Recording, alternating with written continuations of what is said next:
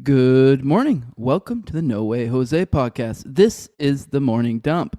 I am your host, Jose Galison, and this is Toasty, the kitty of the day. Now, if you like seeing my hot takes Monday through Friday around 11 a.m. Eastern, that's the goal. We don't always make it. Sometimes we don't make the days. Sometimes we don't make the times. Or if you just like seeing the kitties of the day, then be sure to hit that subscribe button and hit that bell for notifications so it'll notify you when I'm going live and when a new video drops or a new podcast. We'll see you in the show. Beautiful thing right now. Rise and shine. It's a beautiful day.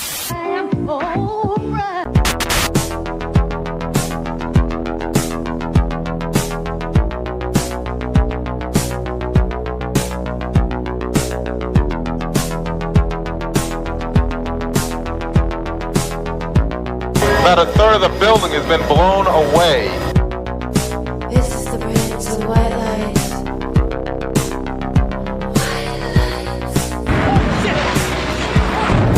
Our very freedom came under attack in a series of deliberate and deadly terrorist acts. And at that point, we were taken for another round of questioning, this time related to our allegedly being members of Mossad.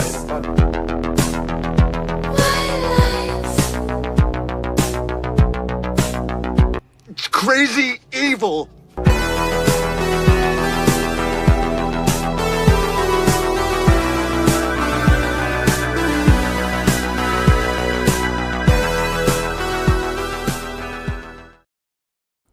Good morning, good morning. I hope you guys are all having a good morning. I know it's kind of technically not morning where I'm at, but it still feels like it, and it's morning still in most of the United States. Sorry, I'm a little bit on the later side today, but it is what it is. Hey, we're here.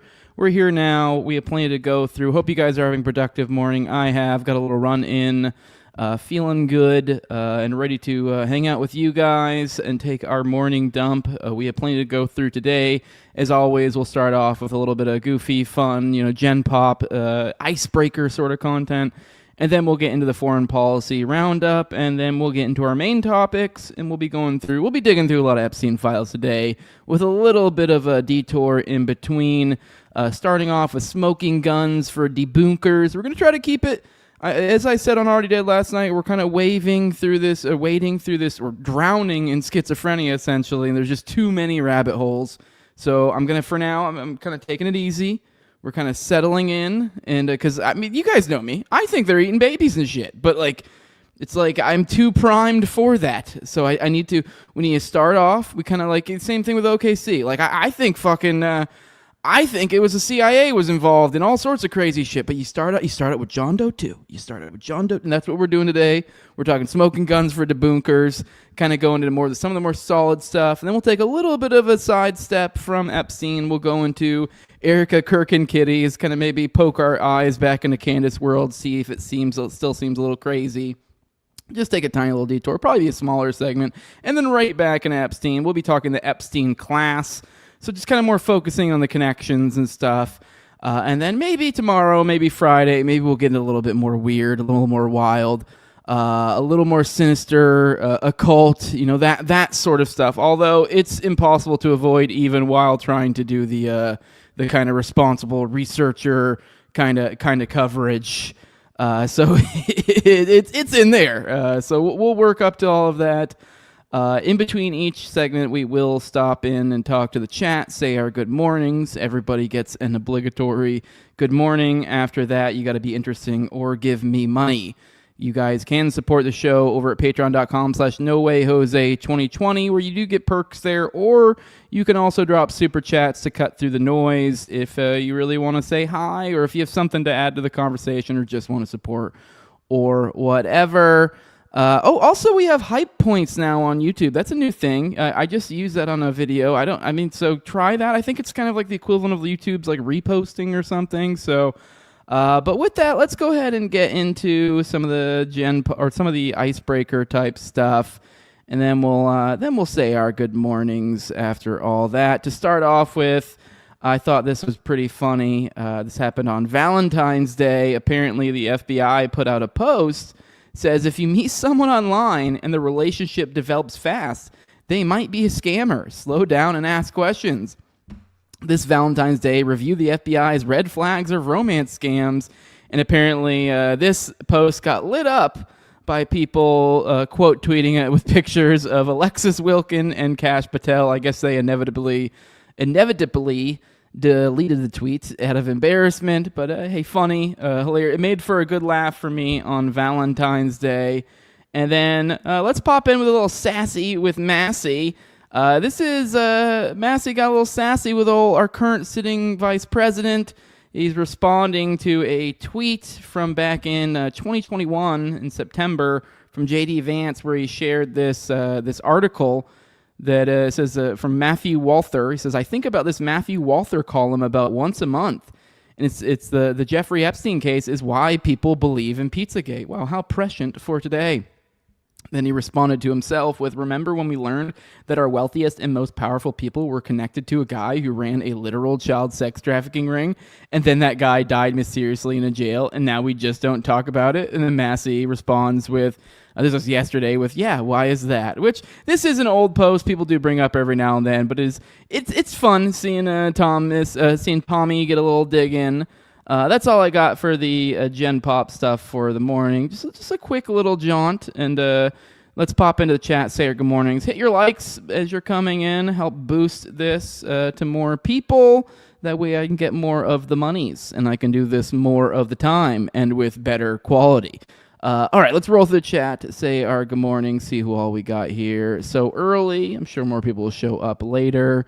But good morning, Ray and Cap. Good morning, good morning. Oh, help out too. If you're on X and you see it's being screwy, so I'm having to like manually post it. So I think it does limit the reach somewhat. So if you do see my X post or whatever, if you are someone who likes to watch on X, I guess if you are someone who does watch on X, I guess I don't know how you would see this if you are, but I have been like kind of posting it manually with the regular promo that I put out, but it's not going out like it normally does on X. So, but if you do see that, help a brother out, repost that, so that way, like maybe some of the other normal X viewers who are confused, because it's not populating the stream like it normally does on X. So it might fuck up how it reaches people's feeds, and it does seem like it's getting a lower number on X with this.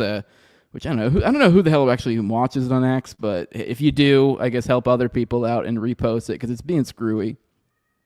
It always shows like a bunch usually on there, but I always joke that the X views are kind of like lifting in a Smith machine. It's all made up, so it's just to make you feel good. But it's been low lately, but it's because X is being glitchy. But if you do see it, I guess like it, retweet it, see if that maybe helps. But with that, King David, good morning to you. He says hit that like button. Yes, wherever you're watching, you also can leave the 5-star reviews if you're listening to this later on the playback on audio. Good morning, Scott. Good morning, good morning, good morning, Comment Mama. Good morning, Platypus. Good morning, Retardo. Good morning, Uncle Ted. It says, or they're using the Epstein files to character assassinate anyone they want. I don't know what that was in response to. Kind of weird all by itself, but I like the energy. Good morning, Rock Biz. Good morning, good morning, good morning, Alien Big Cat. Good morning, Balake. So the only weekday morning gay parade I consider attending is right here. Let's go. Good morning, Comment Mama. Did I say good? Yeah, I already said good morning to you. What else we got? All right, we got more that'll show up here soon. Oh, by the way, I do want to let you guys know, especially for you early risers, I'm assuming a lot of you guys are kind of OG, maybe even back to the Tower Gang days listeners. Reed Coverdale, that old guy, that old feller, he'll be coming on the show tonight for the patrons. I'll probably release that one a little bit earlier, so it'll probably since it's going to be more topical, current topic related, kind of the things going on. So I'll probably drop that like Friday or something, because I do have like 7 other paywalled episodes right now. But either way, if you do want to like catch the live or get it early, like a couple days earlier than everybody else, that will be tonight at 8:30 p.m. Eastern. If anyone wants to join the live, it'd be pretty cool. I'll be kind of catching up with Reed.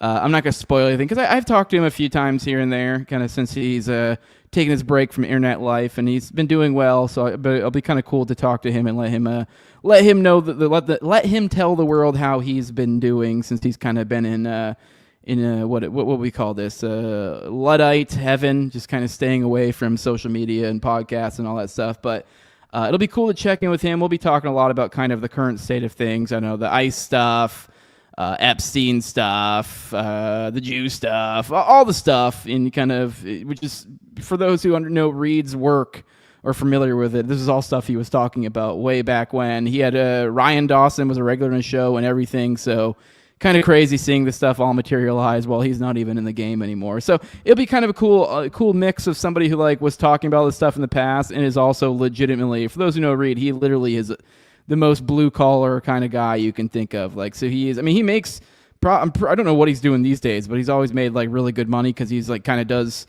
the sort of things where like a young guy does, where you can make really good money, but you got to work like 60 plus hours a week. That's Reed. So he is a guy kind of like your actual working man. So, and he kind of is, you know, also likely, I would assume currently, I don't know what he's doing these days, but probably also, you know, around those sort of people. So it'll be kind of cool to get his intuitions, because everyone likes to act like, oh, no one cares. At least the administration likes to act like nobody cares about this, but this is not the impression I'm getting at all. So it'll be good to check in with Reed. I've missed him, and I know a lot of you guys have as well. So it'll be good to talk to him. All right, what else we got? I think I chatted. Oh, there we go. Oh, Reed's in the chat. Holy shit, there he is. Whoa, are you a regular on the morning show? That's weird. That's cool. But it'll be cool to talk to Reed tonight. So there he is. By the way, hey, I don't know if this is a good. Well, actually, I don't know what. I'm assuming you're working normal hours and not being a fucking schmuck like me. So I was about to invite you on the morning show, but I'm assuming you're probably always engaged at this time. Good morning, Daz. Good morning. Tilla Spook.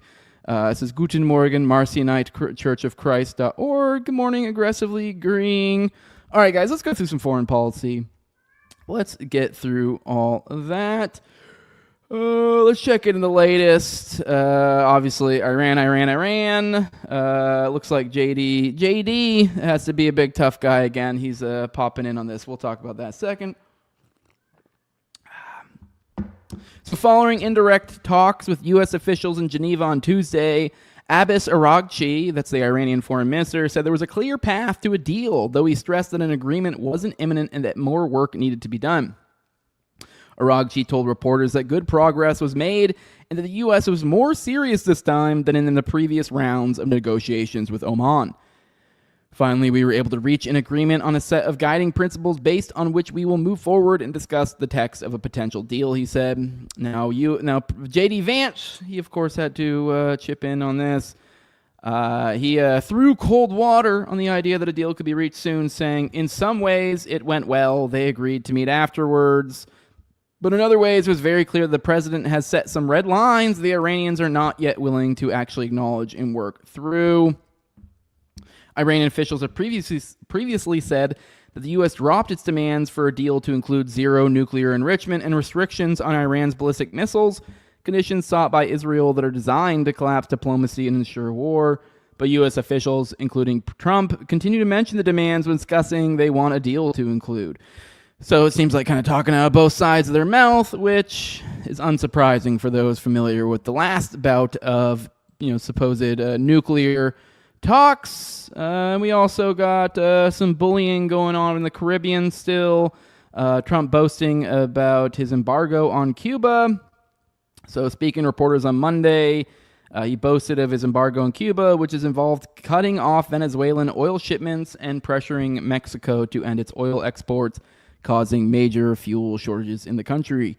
Cuba is right now a failed nation, and they don't even have jet fuel for airplanes to take off, clogging up their runway, he said during a flight on Air Force One.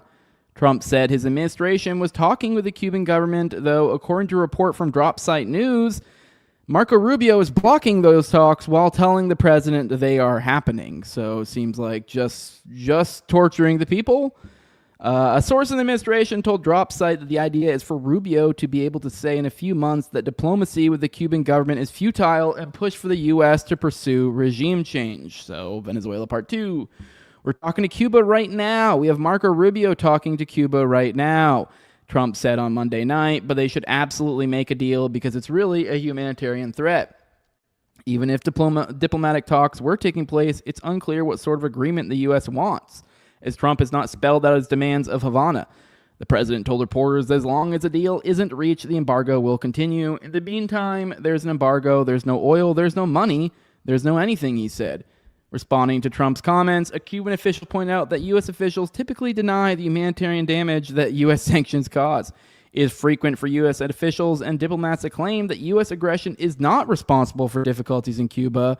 Seems they don't listen to their president, including the chief diplomat in Havana. Cuban Deputy Foreign Minister Carlos F. de Coso wrote, Trump was asked if he would consider carrying out an operation in Cuba similar to the attack on Venezuela, which resulted in the U.S. kidnapping of Maduro. This is what he said. He said, I don't want to answer that. Why would I answer that if I was? It wouldn't be a very tough operation, as you can figure, but I don't think that'll be necessary. Let's hope it's not necessary.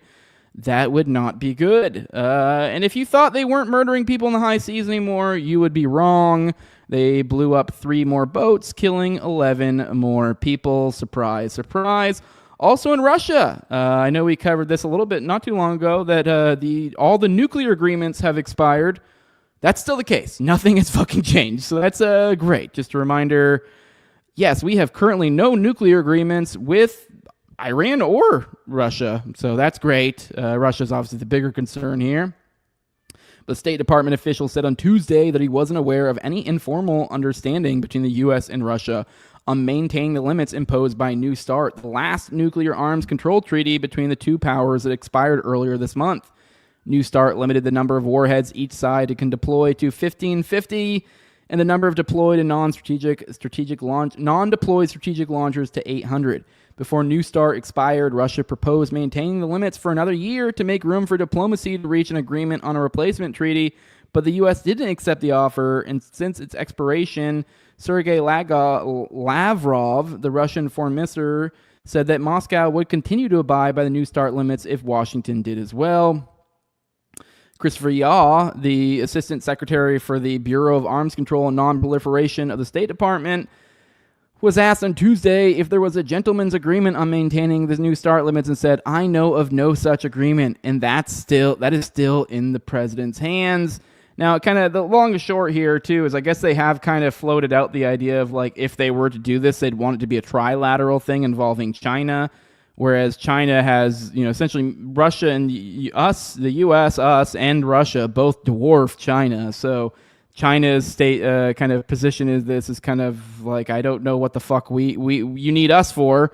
This is between y'all. So it kind of just seems like an easy excuse not to have it. I don't know necessarily what benefit the powers that be think there is here. Maybe they plan on just nuking us at all and starting all over and going in their bunkers and bringing their their child brides with them. I wouldn't be surprised. And we're still murdering in Somalia. 3 more airstrikes. So great. We'll pop in. We'll check in probably next week to see what the record is there. I'm sure there will be more.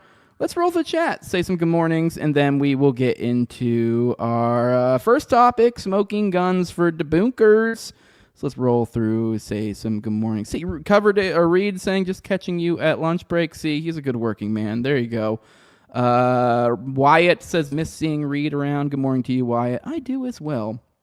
Good morning. Rabadi Sahai. I don't know, is it a foreign name? Good morning, Tom. Good morning, JC. Good morning, Zach. Good morning, everybody. Good to be with you all. All right, let's get into, what do we got? All right, let's start off with the deboonkers, smoking guns for deboonkers. Let's see if StreamYard will cooperate with me. I have a clip ready for you guys. This will kind of set the tone perfectly for this, so you guys know who I'm kind of implying when I say the deboonkers. Although this is a chief debunker among them, Michael Tracy. Apparently, one on Piers Morgan the other day with John Kiriakou, Mike Benz, and what's the girl's name? I feel bad. Why can't I think of her name? Tara something. Tara. Man, I feel really bad. I'm not thinking of her name right now. I actually listened to her. I listen to her stuff fairly frequently. Whatever. I'm sure they'll say it here in a second. She has a lot of great Epstein coverage, but this is a fun clip. Let's watch it together. Who do you work for, Michael? Because I've never met anyone in my entire life who would who's paying you? Who do you work for? I think a lot of people are wondering this because I've never seen anyone quite like you going after victims of sex crimes and attacking them like this. So you must be being paid by someone in power who does not like these accusations that have been made against them. And I think it's fair to ask, are you being paid by any of the men who've been accused by Jeffrey Epstein? I'm having trouble hearing right now. I wish I could respond to whatever nonsense she just blurted out. I'm asking you if you have ever been paid by any of the men who have been accused of crimes. Maybe somebody can an astonishing coincidence that you suddenly lost your hearing when you were asked a very difficult question. And rather telling, I may say. I heard it. Okay, I'm not saying you didn't get cut. I'm just saying. A lot of people have pointed out right there, oh, I swear to God. So there he is to respond to the... Now, I will point out, I know I probably should, not doing great presentation here. I probably should let the clip play out in its entirety. But I will say, I did just notice with headphones in, because I did listen to this on my phone before, I felt like I heard an echo, which that could have been on Michael Tracy's end. I'm not exactly sure how Piers Morgan runs his setup. But that could have been some sort of audio mishap, and it was maybe playing through the speaker or something. He had his thing. So it sounded like I was actually hearing an echo, which could have been playing from his speakers or something. And so essentially, like, maybe the mic settings were fucked up or something. I didn't watch this whole thing. I've seen a lot of people point out that, like, this is bullshit, like, for whatever reason or another. A lot of other podcasters pointing to their podcasting acumen to be like, I've never had something like this happen. I'm like... I've had all sorts of tech mishaps, so I don't know. It's believable enough, but I guess. But let's keep going. If he can hear you, can you ask him that question? Because he can't hear me, but maybe he can hear you asking that question. Yeah, I think it's a Michael, can you hear me? Did you can just? You hear me, I can Michael? hear you very faintly. Did you just allege that I'm somehow implicated in the Epstein criminality, or did I mishear you? I asked you if you were being Tara paid asked by if you're anyone. Tara asked if you're being paid by anybody to smear the victims of the Epstein rather than scandal. defend the merits of her journalistic output, which she can't because it's indefensible, what does she do? She tries to impugn me personally, tries to imply or... You're not What's the answer to the question? Of course I'm not being What's the paid by answer? anyone. Now, I will point out, there at the end, he does say, of course I'm not being paid by anyone. A lot of people try to point this out and use this to be like, oh, look, he clearly wasn't trying to answer it. I don't know. I mean... I'll be honest, it feels a little bit cheap. Here's Clint. What he says, I've never seen someone have their earpiece go out but still be able to non-respond to the question when the person asking the question stopped talking.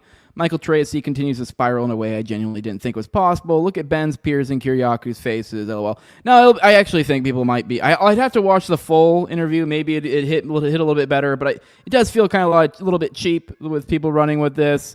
It could have been genuine. It seems unlikely. I'll admit that. It seems like it feels like bullshit, but I don't know. Not that I really want to give that cretin any sort of plausible or any sort of I guess good faith. What am I looking for here? Not like I'm trying to come to bat for Michael Tracy or anything, but this does feel a little cheap. But with that though, we're gonna spend his main contribution lately to the Epstein stuff is kind of being the uber skeptic. Kind of to a ridiculous degree to where it is a fair question to go, hey, are you being paid by somebody? That is a thing a lot of people have been wondering, myself included. Now, his answer that initially was a non-answer / didn't hear. I don't know to what degree really can derive much information out of that, but he does feel like a bad actor to be particularly. I mean, that's based on nothing but pattern recognition. I'd be open to admitting that I do not have some smoking gun. But in today's in this segment, we will be going through some smoke. Now, I'm being a little bit glib here. Obviously, not all of these are actually probably literally none of them are actually smoking guns. But in the sense of like you could use this specific like fucking Epstein file and you could put this person in jail based on that or whatever. But I'm using that in the sense of like, look at this shit. Come on, shut the fuck up. Like, this does not look good. You are holding a ridiculous line to act like, no, nothing to see here. This is clearly all just pedo panic. So we'll be digging a little bit of that, kind of taking the piss out of the Deboonkers. We talked about this one last night. Here's a previous actually producer back in the day. Tower Gang, friend of the show, David Brady. Right here, it says, he's quote tweeting Michael Tracy, where Michael says, genuinely cannot imagine what level of ignoramus you have to be to get online and declare the existence of a ruling class pedophile ring, despite not a shred of evidence existing to support this contention, even after millions of additional records were just released. Which, quite the bold take there, Michael. And here's David quote tweeting it with one of the Epstein files. Let's take this one. We covered this last night on Already Dead, but this is a fun one. Bear in mind, I think I've mentioned this multiple times now, some of the weird equal marks, A, 0, stuff like that. Those are, I guess, some sort of weird tech transcribing error or something, as far as I know. So I was one of the, myself being a tech retard, thought perhaps it was some sort of code. No, it's just weird tech shit.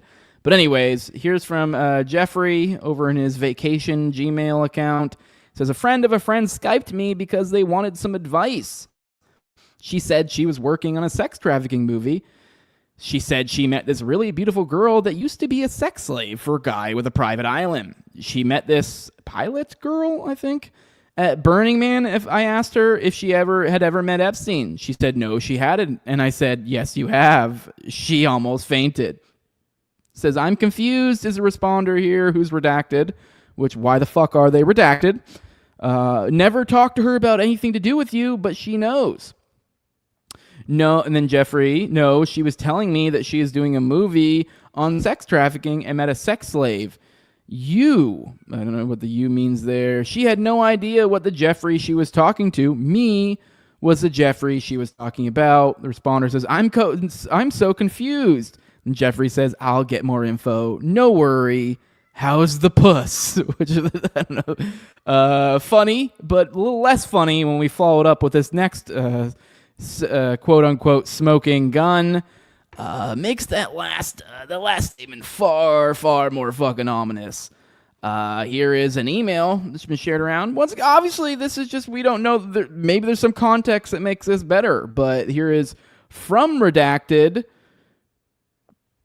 We don't know who this is to. I think it's to Jeffrey. It's to the Jeffrey account, and then you got a JPG file, so some sort of picture here. And the only thing in the body of the email says age 11. Wonderful. And then the response from Epstein, who sends back another image. Maybe it might be the same one. I don't know. And then it's actually from the same person. And then that one, the subject of the other one is virgin. Great. To be fair, this could, I guess we could probably contrive some way to understand this as not what everyone's mind goes to, but I mean, once you get enough little nodes in a pattern, the pattern starts kind of manifesting itself. I don't know. You can kind of individually slap down every little one and go, I don't know, maybe it's some sort of inside joke. Maybe it's an 11-year-old scotch, which I don't know. I guess they wouldn't drink a lot. I don't know.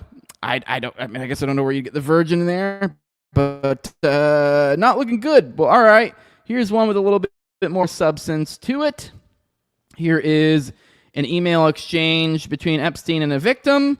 So it says this is from the Jeffrey account here. Let me see. Let's start off with this one. It says, now, this is from Jeffrey. It says, now that I've understand, redacted, we don't know. Now that I understand, try to take some nude photos. Be open, brave, sexy, wild, dance, jump, have fun, live.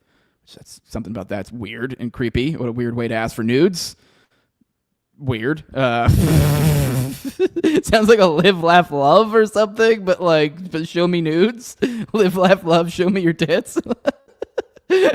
Okay. I shouldn't be laughing at this. But if we don't laugh, we'll cry. Now here's another one. It says, I think that you should take some yourself first. Now, I want you to be free with yourself. First, I think you should study English. Go online. There are many classes. Then take the TOEFL test. Don't know what that is. The photos should not be porn, but should be sexy. Do you watch porn? Redacted. For example, you want to be free without being porn. But laugh, have fun. You are going to be 22, not 14 years old. Okay. All right. Here's another one from Jeffrey. Says, another response says, I watch porno, of course. Okay, I will be at home. I will try to take some myself also. Here's one from Jeffrey. It says, okay, I didn't know. Then try today to be free. You look great when you let go. Think sex, intimate videos, have fun, learn English. Says send me, and then says okay from the victim. Then another one says from Epstein says send me your 3 favorite porno links so I can see what you like. Don't be shy. Now I guess a lot of people have pointed to this line: you were going to be 22, not 14 years old. Have pointed to this as meaning kind of almost like fake. So here you go. As Kalani Pingosh says here, he says, I just found a smoking gun email exchange between Epstein and a victim that he was grooming that appears to prove he was faking the age of girls he trafficked into the States. You're going to be 22, not 14 years old. He pressures her to watch porn, take online ESL classes to send him nudes and to send him her 3 favorite porno links. I have no idea how else you could read this exchange, but besides Epstein clearly programming this poor child in preparation over passing through customs and immigration, I can tell you this picture of underage girls disguised as adults is supported by other communiques I've found. Okay, let's look back at that. So I admit that does look like what it is. Now, if I was going to Michael Tracy it, I would say that perhaps that could be some sort of like if kind of a hey, you're about to be 30, you're not 10 years old anymore. That kind of like almost saying to somebody like, hey, it says have fun, you're going to be 22, like because he's trying to get nudes, like oh you're so young and in your. I think it probably is a 14-year-old, though, if we're going to be real. This is probably a 14-year-old, because if you are right, if you do look at the rest of this and you see, some of the stuff about taking, like, English, he says, it's also talking about learning English, so it does sound like, now, I guess we are missing some context, but it does sound like with some of the English implications that, like, hey, that, like, we're trying to perhaps get you overseas or something. So I guess there perhaps maybe is some context that would strengthen this some more. I guess there is some sort of an out. I definitely would not consider this a smoking gun, but, many such of these a pattern does make. And, yeah. Now, more. Here is another one from Kalani Pingosh saying, it says, this is the investigation report from the U.S. Marshals investigation into Epstein's violations of his sex offender registry and international travel with underage girls in 2018 is in the files. It says a center inspector interviews an air traffic controller who reports 11 to 12-year-old girls getting off the Lolita Express as well as other teens. She only had the outbound plans, not the return trip, which they generally don't receive. So, okay, that seems a little more substantive, an air traffic controller. Let's check this one out. Okay, This is a weird looking. This isn't a 302, is it? What is this? All right, anyways, yada, yada, yada. All right, let's get to the main body of this. Says subject name, Jeffrey Epstein here. Type of report, witness interview. Okay. Usually it says like 302 on here or something, but maybe it's some sort of other form. Anyways, let's keep going. It says on July 10th, 2019 at approximately 6:15, Senior Inspector Redacted contacted Redacted by phone. SI Redacted introduced himself as Deputy United States Marshal and explained he received her phone number from Redacted, a Miami Herald reporter. SI Redacted explained Miss Redacted told him she would be expecting his call. Redacted stated she'd not recognize the phone number, but suspected that's what the call was for.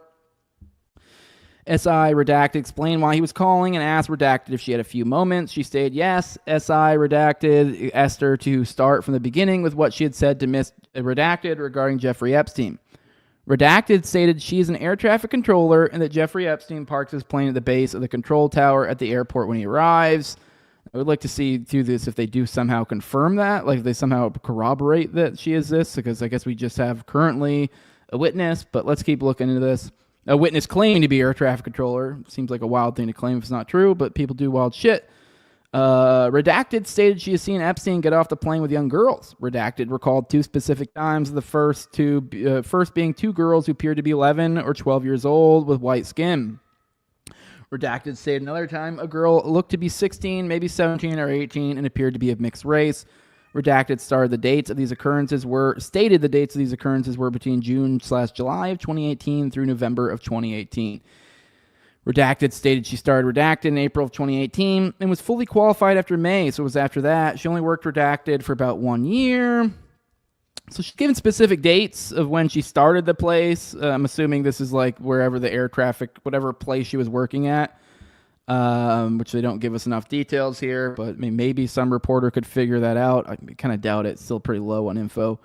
But yeah, April 2018, fully qualified by May. I don't know if there's any air traffic controllers in the chat. I don't know if that would be April, May. I don't know. Maybe I don't know what the track is to become an air traffic controller. You could start someplace and be fully qualified in a month. I'd assume though she received training somewhere else. I don't know the specific training. I knew air traffic controllers in the military, but obviously it's going to be different on the outside. So she only worked Redacted for about 1 year. SI Redacted asked how far away was Epstein from the control tower when they observed him. Redacted stated maybe 50 yards, but they were using binoculars to look. SI Redacted asked if they get the flight plans. Redacted say they typically get the outbound, but not the inbound flight plans. SI asked what information is in the flight plans. Redacted said ATC information and route. Let me see if there's more to this. There's another page. Let's check this out. Coming to an end here. It says, SI Redacted asked if it shows who was on the flight and where they are from. Redacted stated no. Okay, so there was nobody on there on that. SI Redacted asked if there was anyone else who would be willing to talk to him that worked with Redacted. Redacted say there might be another person and that she would check and call SI Redacted back. SI Redacted thanked Redacted for her time and concluded the phone call. All right, we don't have any follow-up on this one. Here's more. Here's Kalani saying Epstein lies to U.S. Virgin Islands Sex Offender Registry and doesn't disclose he's traveling to Vienna, Austria, and Monaco. Okay, this is a separate one. Okay, well, that one's interesting. I wish we had more information on that one to kind of, I don't know, even if it was just within the 302, even if it's just a confirmation from the agent that like, hey, they showed us or whatever, they proved this out, something, that'd be nice. Seems fairly legit, though. I don't know. I mean, these are sort of things you'd think you could look into. Here's another one. For those who've heard about Leon Black, he's been a name who's come up before even these files were dropped. He's kind of been this known predator, I guess, in here. And now he apparently has a very specific MO, which maybe not quite reaching the level of smoking gun, but you get enough warm guns, it might accumulate to a smoking gun. But apparently multiple women have accused Leon Black of a very specific abuse. Apparently he likes to bite vaginas. So that's something. Let's read this email. Let's check this one out. This is from Redacted to Redacted. Subject, notes, trafficking, 2023 of May 26. Leon Black call with Jan Christensen of Esquire. Date, this is Friday, May 26, 2023. This is with Jan Christensen, Wigder, LLP. Redacted, says Leon Black, Wall Street person, 72 or 71-year-old now. Founded largest private equity global fund that exists today that's publicly traded. One of Epstein's friends, very powerful. Redacted, 7 to 8 years old. Black was sexually violent with her. Black bites parts of her vagina. Violence was arousing for her, very painful for her. JC, represent victim for civil defamation case, not sex abuse case. Went to USAO in Manhattan, May or June or 2021. JC doesn't represent her anymore. Redacted, got a call from victim woman who said she heard about lawsuit against Black. Victim said Black raped her around 20 years ago in Epstein's townhouse. Victim described it felt pain, like an insertion of something sharp in her hoo-ha. But on massage table with head on floor and legs and shoulders, excruciating. Spoke with Redacted at Manhattan's DA office. Substance abuse problems in 1990, preyed on by Epstein, gave massages to Epstein and Black for money. Lives in Redacted now. Abuse happened in New York. Redacted, minor victim at Epstein's townhouse. and was told to give Leon Black a massage, violently raped by Black. 16 years old when raped by Black, redacted, which is crazy. There's all these redacteds. I don't know. I guess perhaps this could be protecting the victim somehow. I actually it probably is. Biological mother is redacted and biological father is redacted, both alive. Redacted has lived with them since 2012 when attending Redacted, where Redacted was counselor in charge of students with redacted. Black used adult sex toys and victims rectum and, the other place. Victim felt severe pinching in her vagina and began bleeding from her rectum. Black and others at Epstein's house would not take her to the doctor, instead flew her out of New York the next day. Victim did not go back to New York after that. Next few years was in Palm Beach or U.S. Virgin Islands. So obviously, that's not a smoking gun. That's just a handful of accusations, but they kind of do make a theme.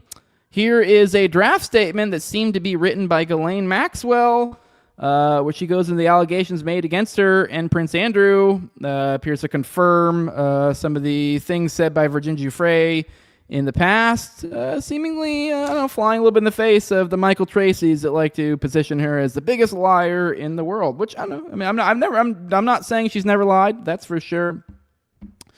Let's go through this. Let's look through this one. This is from G. Maxwell to J. Jep, whoever that is. Subject, no subject. It says, draft statement. The allegations made against me by Redacted are lies. I've consistently stated they are untrue, and I've waited for an opportunity to prove this in a court of law.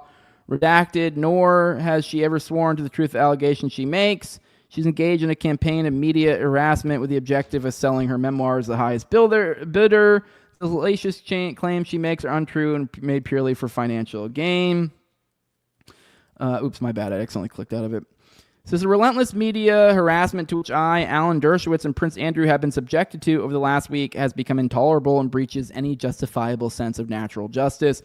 I am therefore left with no choice but to refer both the harassment and the unfair and untrue allegations to the Press Complaints Commission with immediate effect. I have never been engaged in any sexual conduct as is alleged by Redacted. I have never abused anyone, let alone a child, and I find such conduct repugnant, find the allegations offensive and deeply hurtful. I met Redacted when she was working at the Mar-a-Lago Country Club. Now, by the way, I may have presented this a little bit wrong in kind of almost making it out like she was admitting everything. No, it's the things that she does admit in here seem to corroborate some of the things of Giuffre, and there's also a seeming, I guess, within here. We'll see when we get there. I guess a confirmation of the photo that was always in contention. That people say, oh, that's not real, yada, yada, yada. That's kind of, they gave up the goose here. I understood that she was at least 18 and was a masseuse, not least because of her talking about her 67-year-old girlfriend. Okay.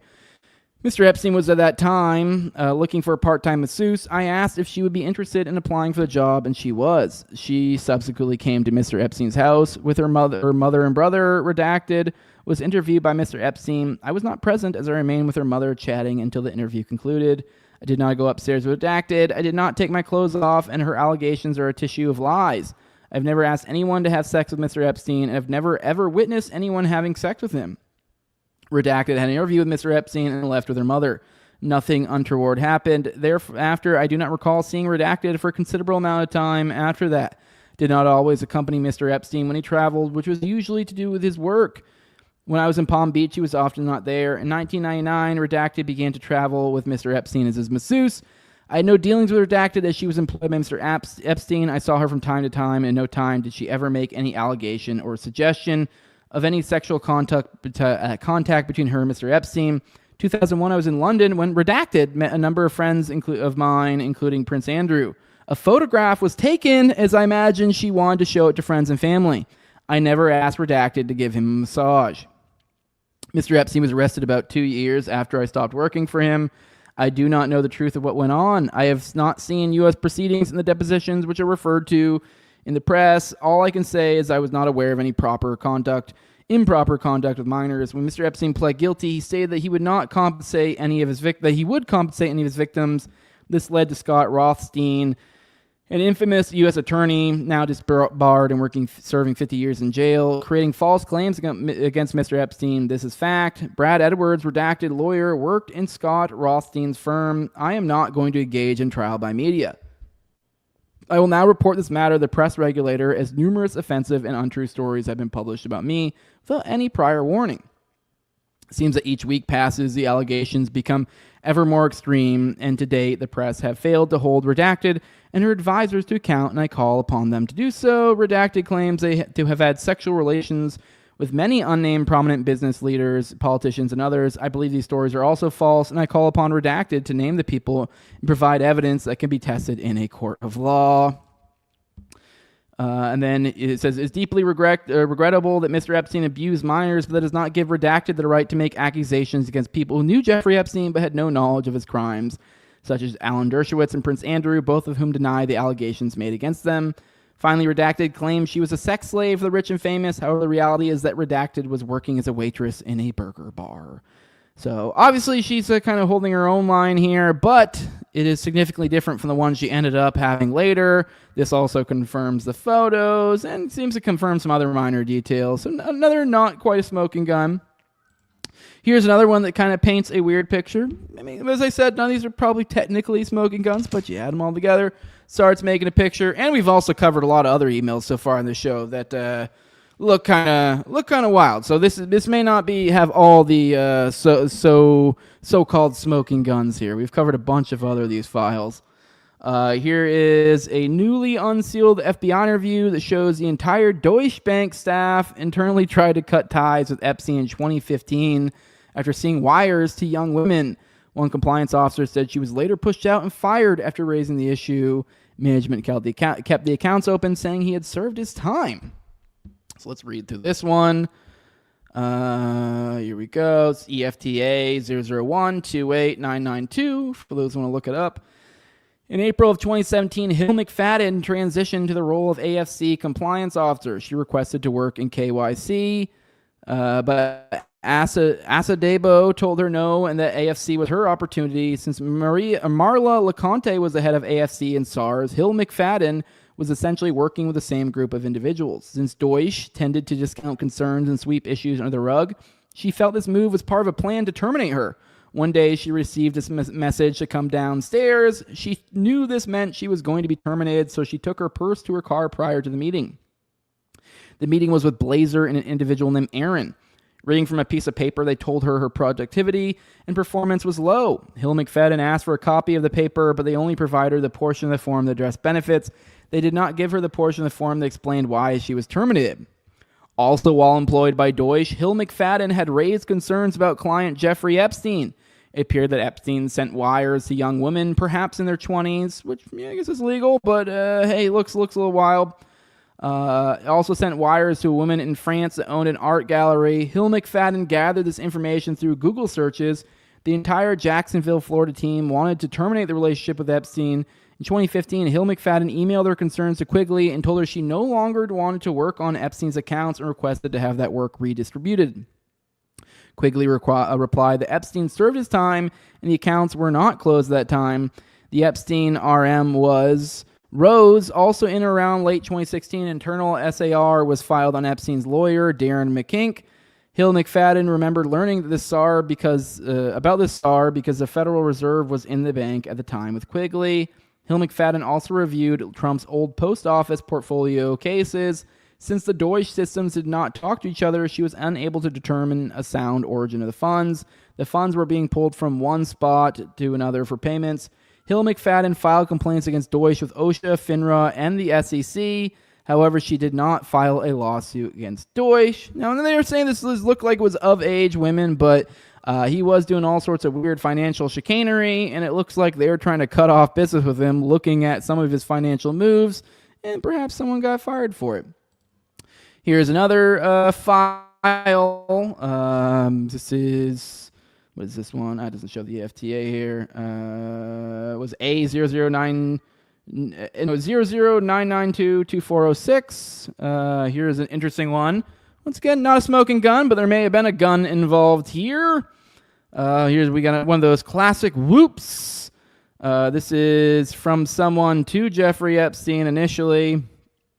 They are redacted, of course. Another situation where why the fuck is this dude redacted? It says, I give you permission to kill him.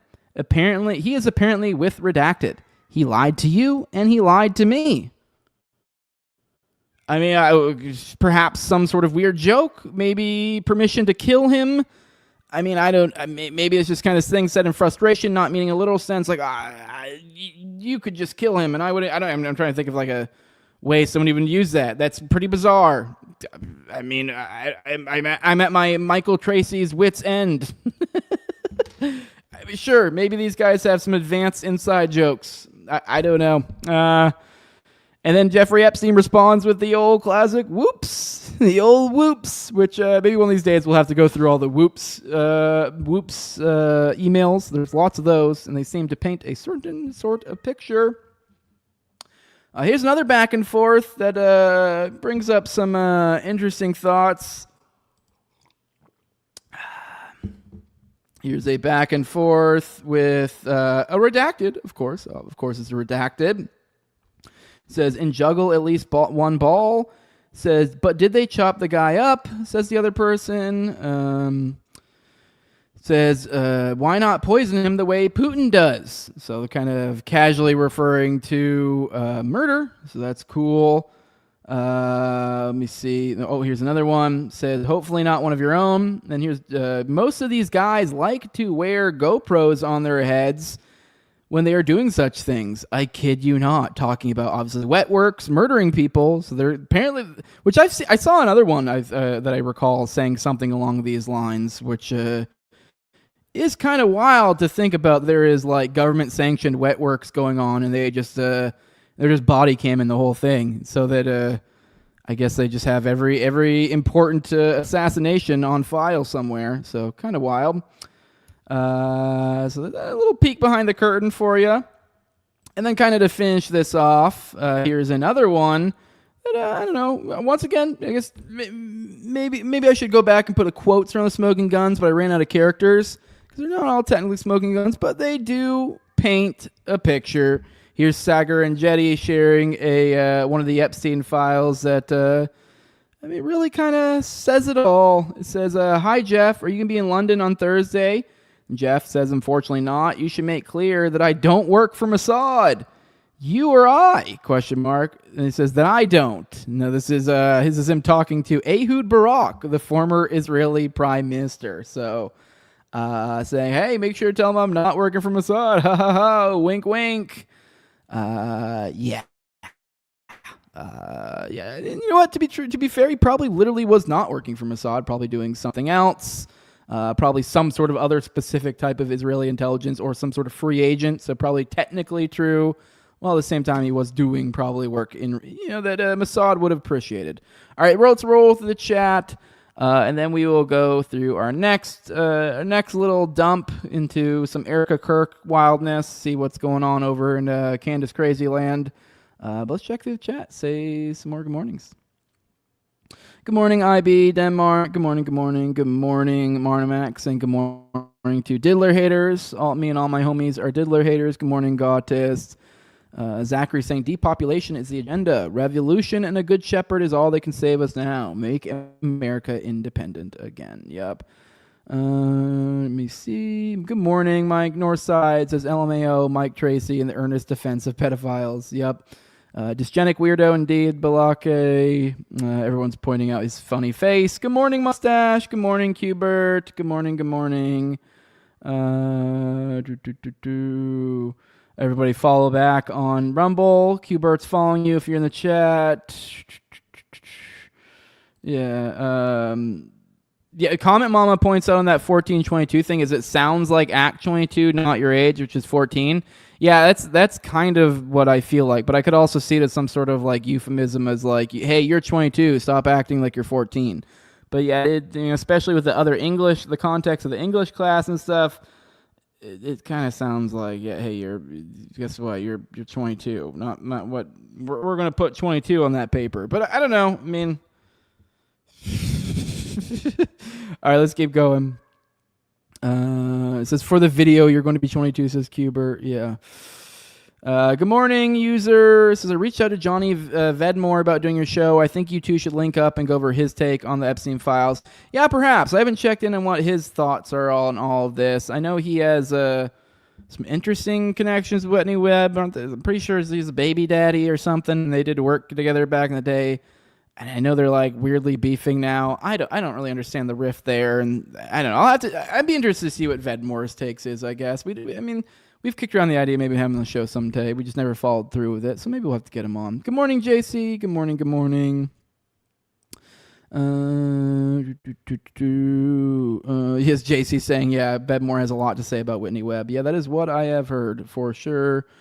Let me see who anybody else new in the chat. Cam Arneal, I don't know how to say your name.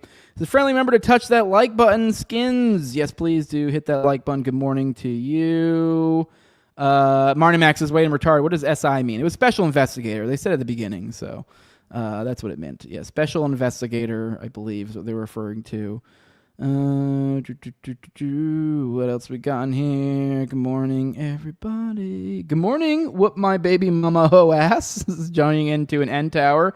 Ooh, did we get it? Oh, I think you guys nailed it. Holy shit, you guys pulled off a Rumble N Tower. Congrats. Good morning, Mr. Eugenics. Good morning, coolest kids you know. Dig the names. Dig your style. Appreciate it, fellas. Good morning, Rise to Liberty. Saying yada, yada, yada. Good morning, good morning. We should Rise to Liberty. We should do a Whoops t-shirt. You are correct. Actually, we should do t-shirt. Hey, by the way, I don't know if I floated out to you. You're welcome to be my merch guy. If you ever, I have merch just sitting there. I don't believe in IP, and I do have some brands associated with the show, and I haven't done merch in a while because I had a prolific falling out with my merch guy. So yes, it would be good, and I don't even care about getting a cut of the money. I just would like to have people have the ability to have merch if they'd like. But a Whoops t-shirt would be pretty solid. So, Marnimac says, well, I have said when my husband says something sarcastic to someone, you have my permission to smack him jokingly. Maybe it's a joke, but powerful billionaires probably can actually do that. Yeah, it did feel like that, but then also like the follow-up with like, he lied to me and he lied to you, and it kind of feels more mafiosa. But perhaps it's some sort of euphemism. I find that hard to believe. Good morning, Charles Adam. Good morning, good morning. But congrats, everybody. I see everyone's super hyped about the N Tower. Those normally almost never get pulled off. We have reached a whole new level of power in this stream. Keep it up. You might even be able to do more complicated words. So, and by the way, that word is going to make an appearance later in today's show. I think you'll be excited for it. You'll be excited. It'll be interesting. All right, let's go into our next dive. Let's check out the latest in Erika, I guess Erika Kirk, but in Candace world, because I guess this is the newest thing she's been running with. Let's check out this video from this lady. Kind of see what she has to say. Let her break it down. The latest thing that the Candace is. Dang it! 1 second. I got to set this video back up. It was working a second ago, but it moved away for a second, and now it's fucked. All right, here we go. Let's watch this. This is the latest thing, I guess, but Candace has been on. I keep mixing up Erika and Candace for some reason. But this lady will explain it all for you. Erika Kirk, what were you doing with this little girl? Because why is a grown woman texting a 15-year-old, your eyes, your lips, your skin? It gets worse. Erika was 25 at the time, and this girl was a sophomore in high school. Yes, it's the right Erika. Give me a sex. Wow, sex too, but not from you. I don't bat for the other team just yet. Again, this is a 15-year-old. No alcohol, you don't want to look bloated. No alcohol, really, Erika? Age recognition, you twat waffle. You don't say. Here's Erika telling this 15-year-old she wants to touch her butt for Valentine's Day. Here, the girl says that Erika is her mentor. After all her posts with her mentor, Erika Kirk, she then starts posting about an Uncle Jeff who wants her to work at his friend's marina. She says, meeting my uncle in 2012 is one of the best things that ever happened to me. He starts giving her money, paying for vacation, taking her friends out on boats, sending weird texts, acting like he wants to date her. Here's the weird one. Uncle Jeff has a crush on my friend. Now, maybe that Uncle Jeff is a coincidence. I don't know, but regardless, we want answers, Erika, because what the fuck is this? Erika? Okay. Now, I did, this was a few days ago, I did repost this, or I quote tweeted it, and I said, not trying to be this guy, but anyone got receipts for any of this? Not saying they don't. I may just be too much of a Luddite. What I meant by that, if you watch that, I mean, if you're, I guess, especially for my audio listeners, that she was kind of pointing to, doing the whole TikTok thing, where pointing to something, that she blue screen behind her or whatever. And it's kind of different. Looks like some IG, some Twitter, some text. And so to me, it's kind of like shit all over the place thrown together. And so I'm kind of like, what the fuck? I'm still pretty tired, frazzled. I told you guys about my week last week. And so I did kind of miss some context. I dug through some of her tweets later that you see in her replies where she goes that it's I guess that some of this stuff is up on Twitter. I wasn't able to find all of it, but here is some of the receipts, which this is from 2014. So here's one. It says, now I said initially, it's not trying to be this guy, but anyone got receipts for any of this? Not saying they don't. I may be too much of a Luddite because it's legit, holy moly. And I wasn't trying to be a dick, but then this broad responded. So the receipts are up. They're literally in the video. It also shows how to find them. Are you good? And the funny thing is, at that point, I'd already actually made a thread that had some of these other receipts she was referring to. So, fuck you, bitch. You're mean for. I'd followed her too. Like she only had like a few hundred followers or something too, and I followed her, kind of like, oh cool, she's some little researcher. I like it when I find like an account like that. I'm like, it's cool, oh cool, some like interesting researchers, some little schizo. I mean, who knows? I mean, their TikTok might be massive, but their Twitter is kind of smaller. It's like, oh cool, give you a follow. And also that was part of me of like a subtle like, hey, just to be clear, I'm not done being a dick. I'm actually trying to use Twitter to get people to, hey, here's the receipt, here's that receipt, here's this receipt. And then she said to be an asshole. But anyways, that aside, I just want to say, hey, if you're watching this, you're a dick. I wasn't trying to be mean. I was just trying to get the internet to help me accumulate the receipts. But I did find a couple. Here is this account, Jill Falcone.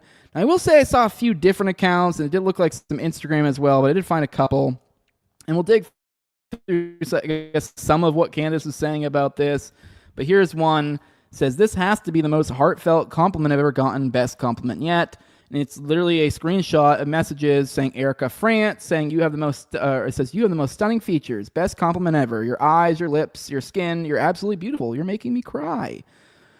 Which is weird. I mean, I don't know how we know this is a 15-year-old, but this is from 2014, and this account was made in 2013. And now let's look at some of these photos.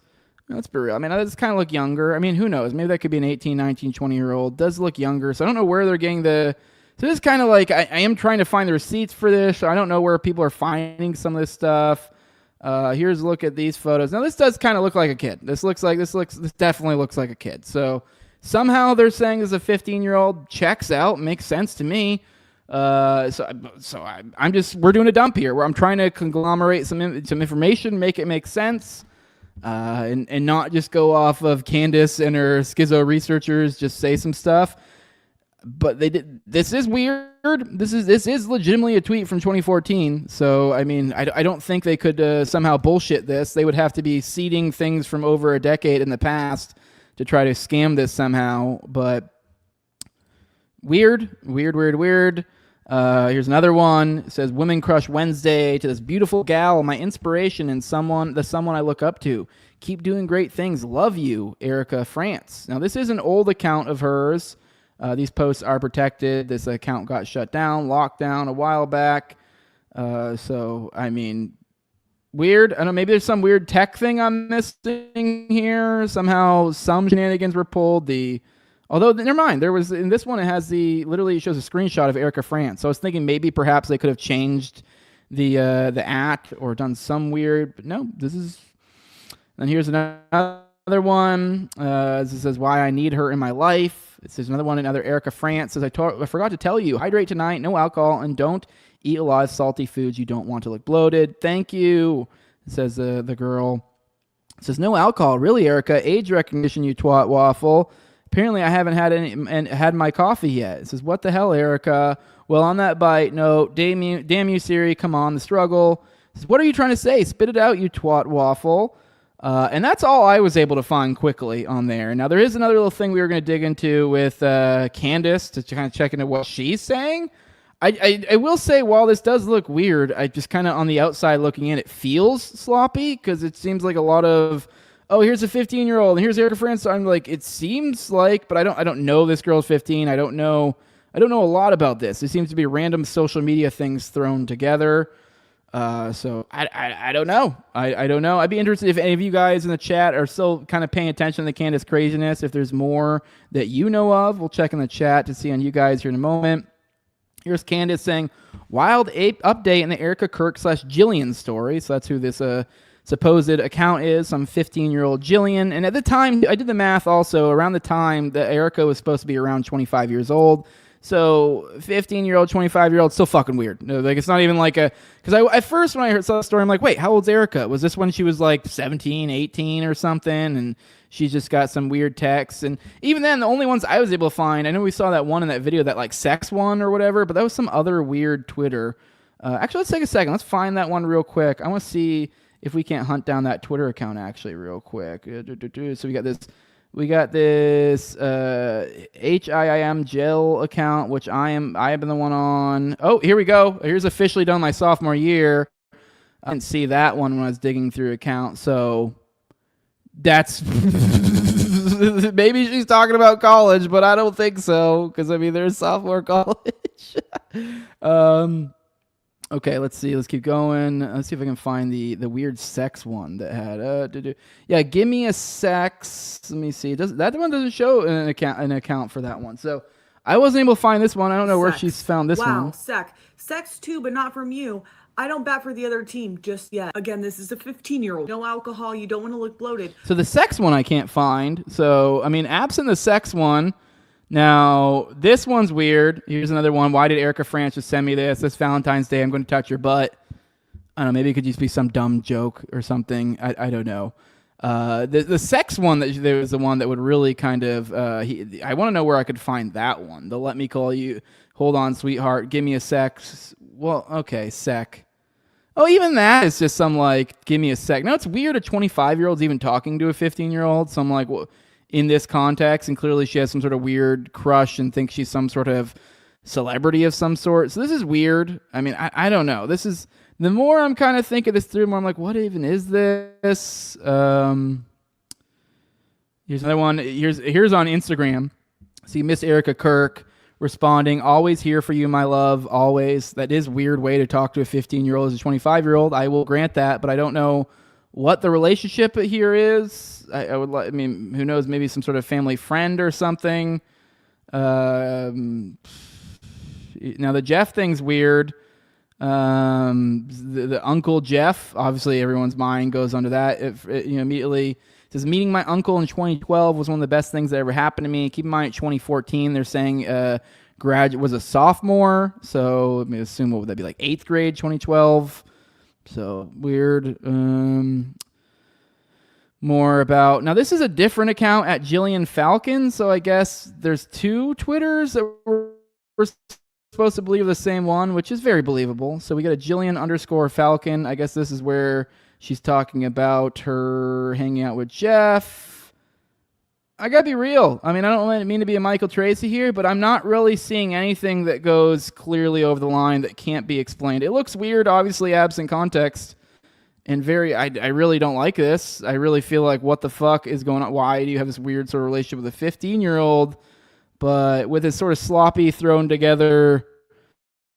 I mean, trust me, I'm completely open to the idea this is the worst thing you think. But as I'm looking through each individually, like even the sex one, like I said, that was actually like a haha, like it says, give me a sex. This is wow. But what I missed the first time around, I'm retarded. And it meant to say, it was a typo thing, like give me a sec. And then it goes, sex too. It says sec. Well, okay, the sex too, but not from you is a weird line from a 25-year-old to a 15-year-old. That is like, you definitely, there's no way you should be talking to a 15-year-old like that. That's fucking weird. That's weird. But now that doesn't necessarily mean some impropriety, but out of all of this, that's the only line. The sex too, but not from you is the only one that's like, what the fuck? Why are you talking to a 15-year-old like that? But even then, that can just be some sort of like, hey man, like don't, that's weird. Don't talk to 15-year-olds like that. It doesn't necessarily mean anything else. Yeah, it definitely doesn't look good. But yeah, so let's check in. Okay, so we found some of these, and even then, none of these are like smoking. But let's check in on what Candace is saying about this. Because I was curious about this. I figured that's what this show is good for. It's good for digging into like this receipts, trying to, use the internet to figure this shit out. I mean, we're about to go through the chat here in a moment, and I want to hear your guys' thoughts on this. because this is weird to me. I'm sure a lot of you guys are still checked into the Kansas stuff. So I don't know. Maybe you guys are all calling me Michael Tracy in the chat. But I mean, definitely inappropriate way to talk to a 15-year-old. But it's this wild update in the Erika Kirk Jillian story. Someone sent me a tip. This is Candace Owens, by the way. That upon further research, they discovered that at the time of her textual relationship with Erika, Jillian lived in a trailer park within a neighborhood that is known for the highest incidence of child sex trafficking. I forwarded the information to Jillian, and she confirmed it's true. Okay, so shit. So she's somehow, I guess we're to believe Candace is in contact with this Jillian? Okay, that's definitely more substantive.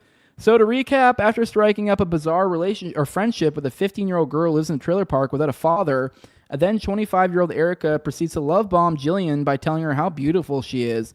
She then asked Jillian for her address to send her chocolate-covered strawberries, meaning Erika was plenty aware of where Jillian lived. Erika knew she was not living with a father in the home, just like Erika knew she was a minor, and yet, according to Jillian, this did not stop Erika from arranging for her to get photographs taken. Okay, that's weird. Without ever having communicated with her mother. What do you mean by photographs taken? Are you talking about selfies with the girls? Which, I guess it's weird. Why the fuck? If you don't have some familial relationship and you're a 25-year-old woman, why are you hanging out with some random 15-year-old? I'm going to need some sort of like, oh, we were in a Big Sisters program or something, because that's weird. That's very fucking weird. Now, getting photographs, are you taking her to get professional photographs? Because that's super duper fucking weird. It says, any person defending this is demented. To be clear, I'm not accusing Erika of having committed a crime, but I'm saying that questions need to be asked. Because my strong opinion that it's utterly impossible that Erika continues to have proximity to people, places, and organizations accused of child sex trafficking. Which we have covered some of that stuff, and that is weird. Some of the weird stuff in the periphery, like kind of around Erika Kirk, and even, you know, that she may have been involved in some of the Romania stuff. It does not look good. I mean, obviously I can't say for sure any of that stuff, but maybe those guns aren't quite smoking, but they feel pretty goddamn hot. Let's check out what this says. Here is somebody, I guess, who messaged Candace. So keep in mind, this is just somebody messaging her. So, I mean, maybe they'll identify themselves in this. Let's see. It says, hi, Candace. I have an interesting connection for you regarding Erika Fance, I think they meant France, and Auburn Hills, Michigan. As a Metro Detroit native, current resident of Bloomfield Hills, it was widely well known that Great Lakes Crossing Outlet 4000 Baldwin Road, Auburn Hills, Michigan 48326 is the number one sex trafficking location in the state of Michigan due to its confusing layout, close proximity to the I-75 expressway, making getaway very easy and convenient, and proximity to urban blighted areas such as Pontiac. I work down the road, and my patients and I know never to go there alone as a woman or at night, and to keep your children close at all times. It has a very scary reputation. See attached for evidence via Facebook posts. Local police have tried denying the claims through local media outlets, but residents know these claims to be true. I myself had a recent experience last month of an older man standing next to the women's restroom in the Bass Pro Shop, seemingly waiting for someone. Yet no one came out of the bathroom, and he did not move. When I saw Auburn Hills come up, my mind immediately started drawing these connections. In addition, I did some searching of Jill Flacone's current and previous addresses to see if her positioning in life made her a vulnerable target for Erika. Sure enough, see attached for evidence. So I'm not trying to shame the girl, but these are the facts I think you should be made aware of. And to give you some inside Michigan perspective. I know you have been in touch with Jill, so maybe you can confirm this, but I believe at the time of her relationship with Erika, Jill Falcon may have been a resident of Redacted, which is a trailer in a trailer park on the outskirts of Pontiac.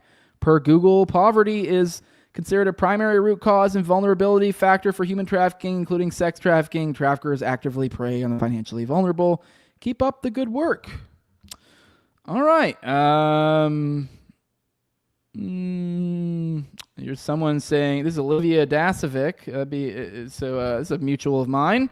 I believe that's Brett's wife over at, I know I've had, talked a lot of shit about the IRL guys, but Brett was always cool. She was cool as shit. Like, I don't know, he runs some like culture show. How can I be mad at him?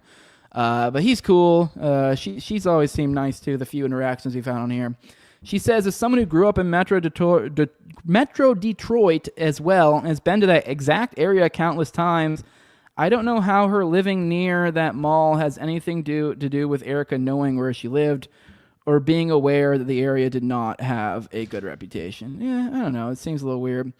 Here's Stu Peters saying, I thought Erika's whole excuse for even meeting Jillian was because she was renting a house from Jillian's family or something close to that. How and why the hell was she ever introduced to Jillian in the first place? Okay, so we got a little more context. I guess that's similar to the context going on over there in Candace's world is that I guess she's also already somewhat responded to this, I guess. Here's Candace saying, the story is actually even more removed. Erika was at her then boyfriend's house, Josh Harrelson, who had rented a house from Jillian's friend's grandmother. There's a lot of different relationships going on. Jillian's friend was named Cheyenne. Jillian went with Cheyenne to pick up the rent check from Josh. Erika was there and for some reason struck up a conversation, exchanged numbers with Jillian only. Okay. Weird. Yeah, I don't know. Let's look through these replies a little more, see if there's anything else of interest. Okay. Weird. Let's roll the chat, I guess, see what you guys have to say, see if any of you guys have been paying attention. Yeah. See all of you guys probably calling me Michael Tracy in the chat. Let's check it and see what you guys got to say. Yeah, weird stuff. Weird.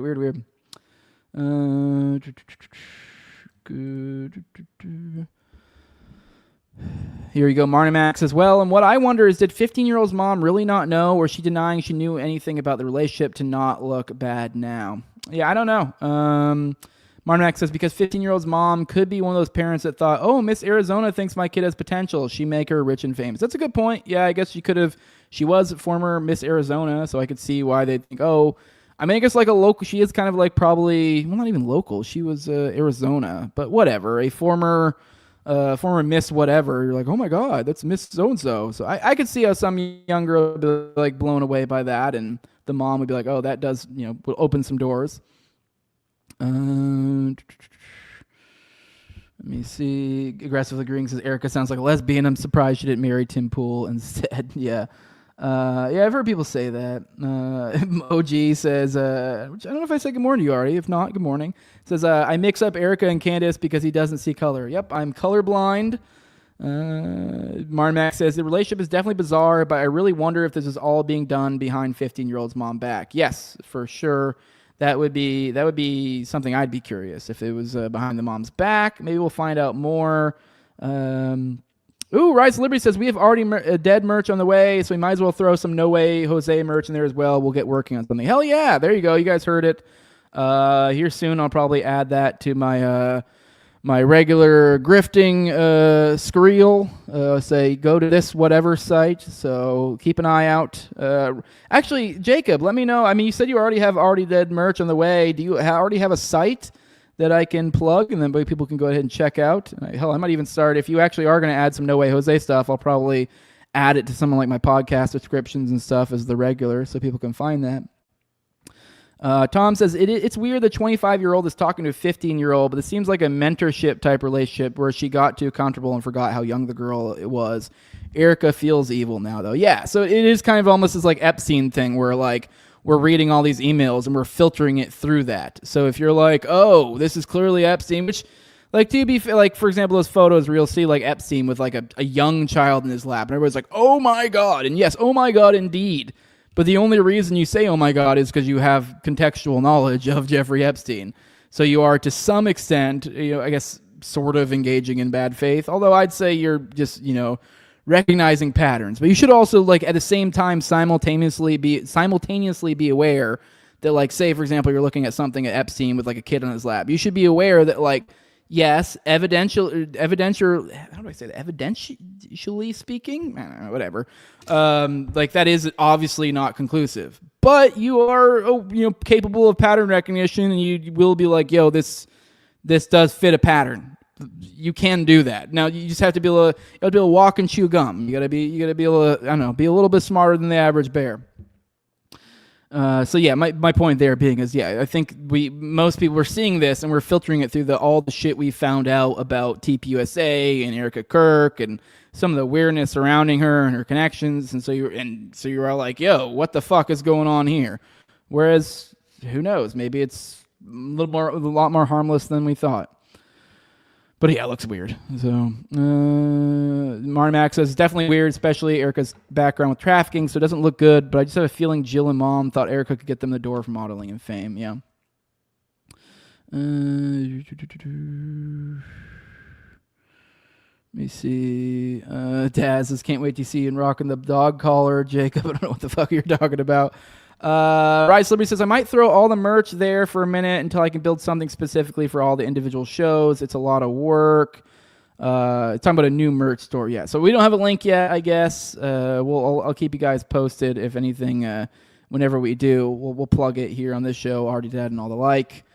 But all right. Any more thoughts on that? I don't know. I think perhaps this is like a situation where, well, this does give me the ick. This is kind of, and maybe I'm missing some context here, but it looks kind of like a nothingness to me. It looks weird. It's just weird. I don't really know how to say anything but weird. A lot of this stuff could easily be explained away. And I guess this makes me the Michael Tracy of this Kirk story, but it is what it is. All right, let's get into the Epstein Class. Let's start digging into, some of the wild weirdness of the group that rules above us, that rules above in shadow. So let's check out, we'll just kind of be perusing some Epstein files here. Also a little bit kind of, I have a couple follow-ups on some stuff that we talked about the other day that I didn't really have the information kind of readily available in the noggin. Too much going on in there. And I have one of you wonderful fellows that messages me regularly. I do want to give a big shout out to you, Mr. Bot. You know who you are. Thank you for letting me know when you know stuff that I don't. And I do appreciate it. I don't frequently respond to a lot of you guys because I really am that busy. I know I feel like a snob when I do this. But it's really not that I'm actually like some social hot commodity. It's really just like in life I am busy. So this is just I'm doing shit with my kids, driving my wife to work, doing like I am for two teenagers and an adult woman. I am the wheels for all of them. I'm doing a bajillion other things. So go. So I do appreciate it when you do send me a little like, hey, this information. It really helps out a lot. So I just want to. I try to when I have time respond, but hey, stuff happens. But he did let me know. We did a little follow up on Peter Attia. My homie Mr. Bot told me that he wrote a few books, published a blog many years ago. His whole thing was like the keto stuff, explaining how cholesterol works. Really good stuff. I think I actually kind of remember some of this stuff. That was back when I was pretty into the JRE scene. He was in New York, and he kind of goes into the situation that we referred to yesterday, and apprised me of this, sent me this link, and a little bit of a love note in the DMs to kind of fill me in on some of the blanks that I didn't have readily available. But he shared this with me, and we'll start it off. No, I'm not going to read his whole. Well, should we read it? I don't care. I'm not going to read it as response, but this is somebody replied in response to Peter Attia's, obligatory, I'm sorry, I was in the Epstein files email, which he said a lot of wild shit. Maybe we can scroll through the replies here in a moment to find some of the wild shit he said as an example. But the thing I was talking about the other day that I did want to follow up on, here is Aaron Elizabeth Health Nut News, who replied to Peter Attia's I'm sorry tweet. Says, what year did Peter Attia refuse to go home when his wife Jill told him his son was in cardiac arrest at 1 month old? When in fact, he was with Jeffrey Epstein in New York, where he brags about Jeffrey having the biggest mansion in Manhattan. So I mentioned his kid had like some major medical thing. I forgot some of the specifics. Well, here are some of the specifics. Grok filling it in for us here. But by the way, he wrote about this in his book, which is what makes this significant. Like this event he wrote about in one of his books, made a big emotional deal out of it, like how he felt like such a failure since he wasn't able to be there for his kid, yada, yada, yada, and how like it was something he should have I remember exactly how I characterized it, but there's this big emotional thing, And made all the more worse with this when we found out emails between him and Epstein around the same date. Here's Grok saying, the incident occurred in 2017. On July 11th, Peter Attia's infant son suffered cardiac arrest in San Diego. Attia in New York did not return home immediately despite his wife's pleas, staying for work and emailing Epstein the next day to confirm a meeting. He returned 10 days later as detailed in his book Outlive and Recent Epstein Files. He has referenced Epstein's large Manhattan home in emails. So not great. I will go ahead and say there, for anybody, prospective fathers or people who are fathers out there, when your kid has a cardiac arrest, you go there. You be there. That's what you do. You be there for. That's like what. You don't need to go hang out with Jeffrey Epstein. I don't know. I guess maybe he's about to close some big money deal or something, but I think he was probably doing okay, and he could have probably rescheduled or something. So just keep the legless, armless Cambodian hooker. I'll do that thing next week, or come back in a month or whatever. Maybe bring me a midget this time, or I don't know, or a transsexual Zimbabwean or something. Something you just whatever. Maybe I won't get the exact weird specific kink that he's into. But I'm pretty sure he probably got rescheduled. I think it's pretty much instinctually you go be there for your kid in major medical events. I mean, it's not like he just missed a soccer game or something. His kid was in cardiac arrest. So, but let's dig through this. Let's look at the replies. I'm sure there's some people who responded. Some of the emails that he said to point out what a piece of shit he is. Let me see. Everyone pointing out that thing. Let me see. That one's weak. I know there's some ones that were great. I don't know. There's that one where I think he's the one who says the thing about like, oh, I can't tell anyone about the crazy stuff you do or whatever. But there's some weird ones. All right, nothing's popping out in the replies, but you guys go dig up Peter Attia on your own. There's a lot of weird shit in there. But yeah, there's actually a lot of emails between Attia and Epstein. They clearly had a pretty tight little homies, it seems like. A little follow-up on the Lutnick stuff. I mentioned a nanny thing, but I didn't have the Epstein file on hand that corroborated that. Here is direct evidence that Lutnick was not only hanging with Epstein 8 years after he swore he cut ties, but also sourcing a nanny from him. So here's this. This is attached his resume of Lutnick nanny. I am trying to arrange a time via Peter for you to meet her. This is from Richard Kahn to Jeffrey Epstein. So him trying to procure a Lutnick nanny, which I guess sure, maybe she was a free agent at that point in time. There's probably some way to understand this that'd be like, well, she was previously Lutnick's nanny, so you can somehow. But come on, we saw the business relationships. He admitted he went to lunch with him on the island. It's not looking good. Not looking good. Moving on, getting a little bit into the spooky. Here's a dinner with Elon Musk, Larry Page, Jeffrey Epstein, and satanic artist Marina Abramovich. So what is this? This is to John Brockman. That guy's fucking spooky. That is a weirdo. He is the guy, I believe, who ran like the Edge. Edge. What it even was like the Edge. It's been like a few different things. It's been a publication, the Edge Group or whatever you want to call it. I think he's the one who kind of ran that for Epstein, from my recollection.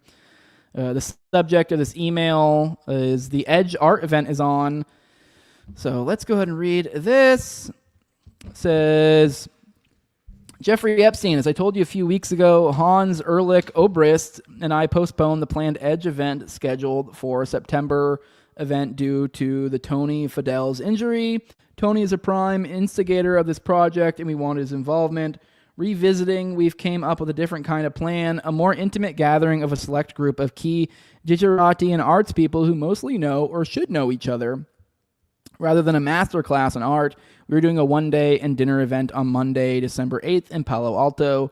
From the world of art and museums, we hope to have some, if not all, of the following. Hugo, or Hans Ulrich Obrist.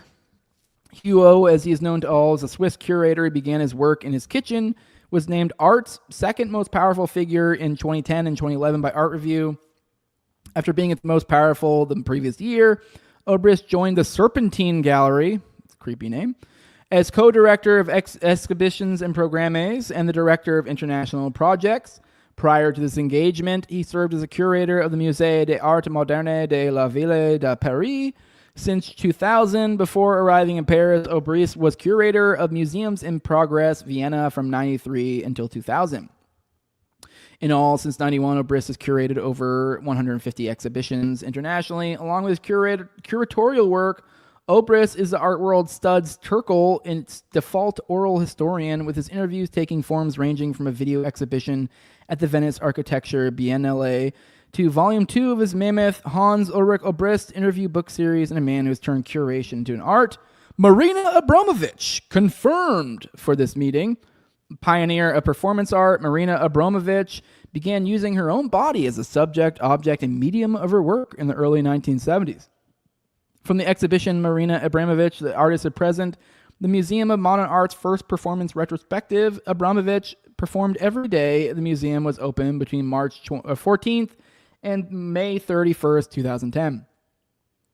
Visitors were encouraged to sit silently across from the artist for a duration of their choosing, becoming participants in the artwork. For 512 hours, her memorable 2014 piece at the Serpentine Gallery, that keeps coming up, she created the simplest of environments in the gallery spaces. Abramovich's only materials were herself, the audience, and a selection of props. On arrival, visitors both literally and metaphorically left their baggage behind in order to enter the exhibition. Bags, jackets, electronic equipment, watches, and cameras were not permitted to accompany them. The public became the performing body.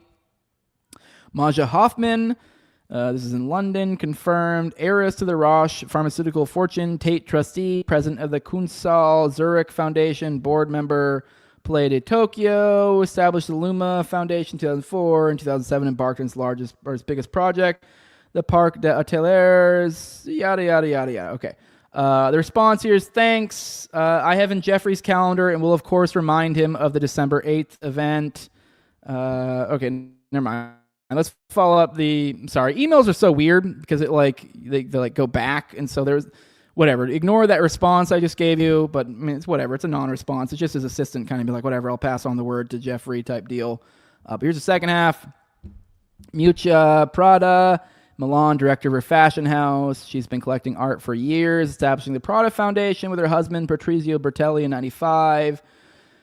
Prada has amassed a collection with a focus on important contemporary works, Holler, Kunz, Kapoor, and historical Italian arte povera. Miuccia is working with Rem Koolhaas in designing a new Prada art museum in Milan. Ginevra Alcon, the granddaughter of Giovanni Agnelli. She's the director. This is the director of Pinoteca Giovanni C. Morella Agnelli in Turin, designed by Renzo Piano. The Pinoteca stages innovative and important temporary exhibitions besides housing the exquisite private collection of Giovanni and Morella Agnelli. As a film producer, she runs Asmara Films SRL in Rome. Katinka Matson and are inviting the Digerati, the usual guests, at our annual dinner. The following are confirmed: Larry Page and Lucy Southworth Page, Elon Musk, Tony Fadell and Danny Lambert, Ev Williams and Sarah Maurice Williams, Anne Wojcicki, which isn't that I believe that's a YouTube broad. I think she's dead now, though, right? Dave Morin and Britt Morin. More are now being invited. During the day, the venue will be in Palo Alto, most likely in the home of one of the above. Dinner that evening is being hosted by Tony Fadell and Danny Lambert at their home. The agenda: first, it will be a day with Marina Abramovich. So we know, just to back up, we know that supposedly Elon was planning on attending this big Abramovich thing with Epstein. So that's something in and of itself. Second, we hope to begin a discussion about expanding opportunities for serious aesthetic and cultural expression in the digital hubs of Silicon Valley and Seattle. This would involve creating a new institution of the West Coast with spaces in Silicon Valley and Seattle along the lines of a Serpentine Gallery West. In addition, we want to enlist the support of the notable European patrons of the arts who are listed above, each of whom is running or building an avant-garde art center / museum. Keep in mind, avant-garde. Look that word up. It basically means weird, degenerate shit. Let's be real. We hope to convince them to join a consortium with the new West Coast institution, which would include London's Serpentine Gallery, of which Huo is co-director with Julia Peyton-Jones. chaired by Michael Bloomberg. Interesting. Maja Hoffman's Luma Foundation, Pinacoteca Giovanni e Marella Agnelli in Torino, run by Ginevra Elkin, and the Miosia Prada's new museum in Milan. The Digerati would be the founding board of trustees and fund and control the project. The European arts patrons would serve as a board of advisors, share their experiences in organizing and running their venues, and provide inspiration. The work in launching the institution could be outsourced to Hugo and his organization of the Serpentine to do the initial heavy lifting, bring in staff and programs. Until the new organization is ready to take over, programs and exhibits could travel from Europe to Silicon Valley / Seattle and eventually vice versa. If there's interest in this initial meeting, we plan to ask the same group to get together in 6 months to spend a few days visiting some of the European institutions in London, Arles, Torino, Milan. I very much hope you can join us. I wonder when this was. So they want to do this 6 months later with the same people. This was in 2014. So I'm interested to see if they did more of those. But okay, so the little cliff notes there. Weird artsy fartsy dinner with Elon Musk, Larry Page, Jeffrey Epstein, and Marina Abramovich. And that's not the first time that he's met with Elon Musk. Here is a photo that was in the files with Jeffrey Epstein, with Mark Zuckerberg and Elon Musk that he emailed to himself in 2015. So he wrote an email the day before stating that he had dinner playing with Thiel, Zuckerberg, and Elon Musk. So Thiel was probably there. Keep in mind he was convicted as a pedophile in 2008. So let's check this one out. Fun stuff. Here's the picture. There you go. Look, you can see Elon Musk there. You can make out Zuckerberg right there. Those are really the only people I recognize in that photo. Interesting. This is from Jeffrey to Jeffrey. Says, sorry for all the typos sent from my iPhone. I wonder if that's like an automatic thing to send. It's a weird thing to send to yourself. And here's the email referencing the thing they have. Funny enough, Peter Attia here, that we just mentioned a minute ago, says, from Jeffrey to Peter Attia, says, where are you? Says, I might be in LA Monday, Burbank, to look at the interior of the other BBJ. Tonight, dinner with Musk, Thiel, and Zuckerberg. So this is right before that meeting. So there you go. And another dinner party, just kind of looking at the what makes up the Epstein class. Here's Jeffrey Epstein suggesting Woody Allen's wife, which keep in mind, I'm pretty sure that was like his kid or his like stepchild or something, which I believe they began a relationship around like 15 or something crazy, which. What the fuck? Or I think it's like a stepchild or he literally adopted child, which is even more what the fuck? I mean, both are what the I don't know, just what the fuck. But yeah, here's a back and forth. Apparently they're inviting Monica Lewinsky to a dinner with them, so that's funny. It says, I like the idea of redacted. You would. Sex offenders dinner, it says the responder who was redacted. And then here's Jeffrey again, says, whoops. Okay, funny. Says, did you get in touch with Todd? Was he helpful? Says, this is the other person who was redacted. When I asked redacted, will it be just for the four of us? I want to be able to tell her who will be at the dinner. From redacted Lewinsky, you're so sweet to think of me. Thank you. I'm in California till later this month. I'm sure we'll find a time to all connect, and JP might have hurt feelings if he's not included. So yeah, it says, okay, you're both nuts, says from Jeffrey Epstein. So, sex offenders dinner, talk about bringing, Monica Lewinsky with Jeffrey Epstein and Woody Allen. So, I mean, they openly make these jokes. And then another one, kind of an insight into these weirdos. Here is a back and forth between Ghislaine and Martin Nowak, who was a Harvard professor. Here is, Martin saying, Dear Ghislaine, many thanks again for your amazing hospitality. I am so very sorry I caused you so much worry and that I spoiled this day.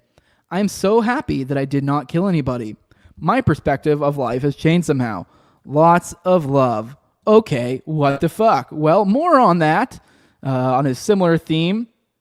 Here is Ariane Rothschild emailing Jeffrey Epstein. So one of the Rothschilds. It says, and it's to Jeffrey. So I got to read from the bottom. I'm retarded. says, got it. Amazing old male and amazing hunt. My bankers should be careful. It says, great photo. This is obviously a photo connected, attached to all this. And thanks, thrilling hunt. I'm sure they were just hunting bird or something, though, out there in their fancy clothes and their English shotguns or whatever that they have, their blunderbusses, hunting quail. I'm sure that's all they're talking about. Nothing to see here. Just Jeffrey Epstein and Ariane de Rothschild out referencing hunts they went on. Oh, but wait, there's more. Here is, this is where it gets a little spicy. Here's a few emails to look at. Here's one from Redacted to Jeffrey. It says, going to mean Lana's party now to hunt, which, okay, that could mean a million different things. And there's a photo attached here, but we aren't able to see. And there's another one. Actually, we'll come back to that one to finish it off. And then obviously the Ariane de Rothschild, the hunt one we're talking about here. And here's another one. It says, subject, snipe hunt is over. Moon crickets in field bag. And then the body of the email here is, guess what? They're niggers. Which, okay, not funny. They're probably literally hunting and killing people, but I don't know. We could at least laugh when they say silly, funny words. So, yeah, and then moon crickets in field bag in the subject. So, like, I don't know. Maybe there's some sort of other context here, joke. I especially, like, I did Tower Gig. I'm sure there's all sorts of out of context shit. You could be like, oh my god, what the fuck do they mean? So, like, I don't know. Moon crickets in field bag. Maybe he's riffing off some funny joke with his homies, but or maybe they're literally hunting people. I would not be surprised. More kind of in the Epstein Class and the bizarre worldwide network that's been created. There was a UAE diplomat that appeared 469 times in the emails. A lot of times talking about scheduling girls. There's Hind Alawai, I don't know how you say her name. She directs the UAE Permanent Committee for Human Rights. Isn't that ironic? Here's one of the emails between her and Jeffrey Epstein. It's from her to Jeffrey Epstein. Well, actually, the original one from Jeffrey Epstein was, if you could come close to 11, I would like more time with you too. There's her saying, Hind saying, getting one girl ready is difficult enough. 2 girls, you can certainly call a challenge. We might even be late. Let Susan call me if you're on a tight schedule. Now, I will say, actually, now I'm reading this one. I don't know. Whatever. At the very least, it establishes the sort of connections that he has. But this could just mean that she has a girlfriend that's coming or something, like, or a friend of hers that's a lady that's at her house and like, oh, we got to bitch, it's be taking long to get ready. Like, it's that sort of thing. But apparently there are other emails, which we won't pour through them. Purpose of this segment is just kind of point out the crazy connections and the weird web we weave here. Speaking of which, here's the current president of Israel, Isaac Herzog, featuring in the files. Here is from Epstein to Melanie Spinella.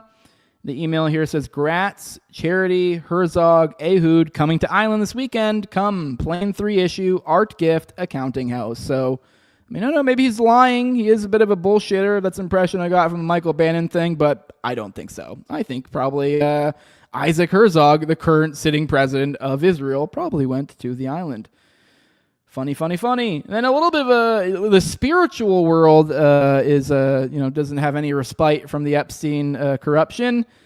Here is a email from Deepak Chopra to Jeffrey Epstein. It's also kind of a funny one while also being dark. It says, God is a construct. Cute girls are real. Well, I'd probably change it to God is a construct. Thick bitches are real or something. But, I'm not a sick fuck like these people. So yeah, obviously I'm joking here, but yeah, great stuff. And I don't know if we followed up on that torture video. I think I referenced that once before. Well, we found out who that was. That was a Sultan Ahmed bin Sulayem, so a Middle Eastern sultan of some sort. And here is the email in reference. And it even looks like it was somewhat confirmed by Todd Blanche, too.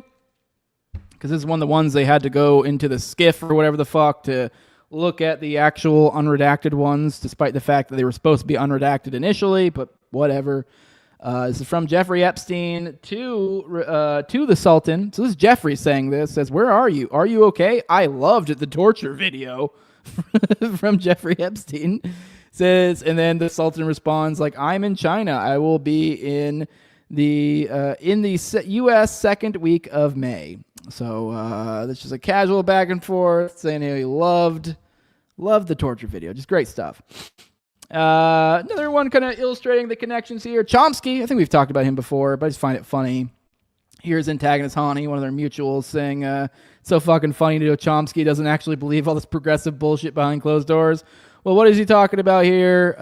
In this, what he quote tweeted here is Chomsky and Epstein agreeing on racist IQ theories, which, who knows, Chomsky was mega-based. Says, here's the email back and forth. Chomsky wrote, "We both really enjoyed the evening immensely.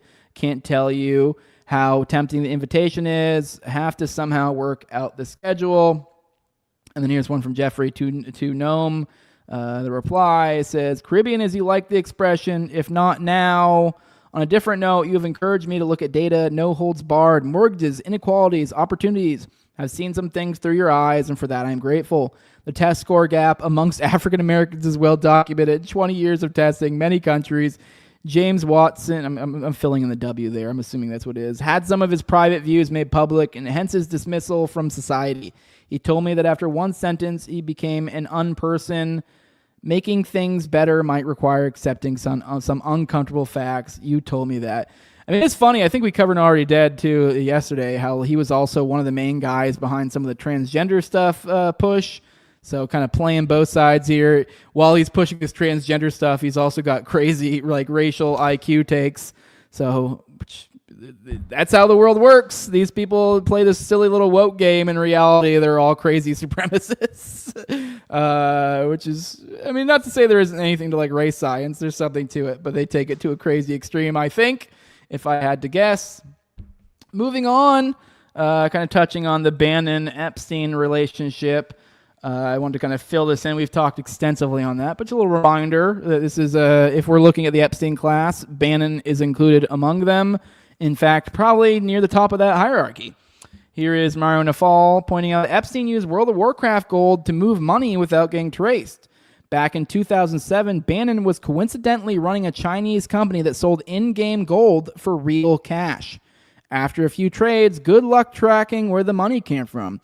So this is interesting. A lot of people focus in on Epstein's gaming, which perhaps he was legitimately an authentic gamer, but apparently it looks like this was actually part of his money scheming, and they were moving big money online. And that is actually, Bannon was running an online game currency, something that was one of his grifts at one point.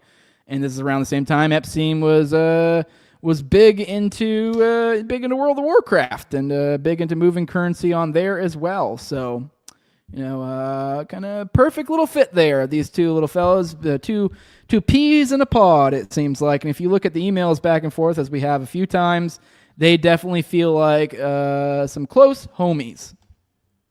And then to finish this off, a little reminder that CBS is completely owned. And despite that, though, we have actually covered in the show recently some pretty crazy, I guess not crazy, it's actually kind of like, we all know this, but you're like, holy shit, CBS is reporting this? Holy balls. If CBS was reporting anti-Israel or anti-Epstein or anti-Trump stuff, it's like undeniable at that point. So, but on that note, to kind of corroborate that idea even more, apparently there's emails between Barry Weiss's wife and Epstein, looking like him inviting them both to come over. So apparently they were married in 2018, and there's a reference to you and your babe coming back to NYC, kind of alluding to meeting. And this is when they were married shortly, a couple of years later. So assume they were probably together at that time. But let's look through these emails. Says started. Okay, let's go. Let me see if these are the same. First off, if these are connected emails. Okay, these are separate emails. So we'll go through these. This is to Nellie Bowles from Jeffrey Epstein. Says, reporter of the New York Times says, aha, I missed this. I just figured out who you are. It actually went great. How's New York? Which price is trying to buy the house today? This says, how did it go introducing your partner to mom? Oh, shit. I'm sorry. I read this out of line. I'm sorry. Confusing emails, the way they're structured. So starting from the bottom. Okay, never mind. That's a signature block there. It says Nellie Bowles, reporter for the New York Times. But then the first thing here is, how did it go introducing your partner to mom? Even better than the good career move. And then it goes, I missed this, and just figure out who you are. It actually went great. So they're referring to introducing your partner. I mean, maybe that was Barry at the time. How's New York? Which price is trying to buy the house today?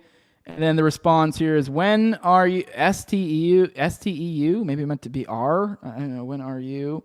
Maybe just type too fast. And when are you and your babe back in New York City? And so, it was seeming like, hey, we should meet up type deal. Here's another one.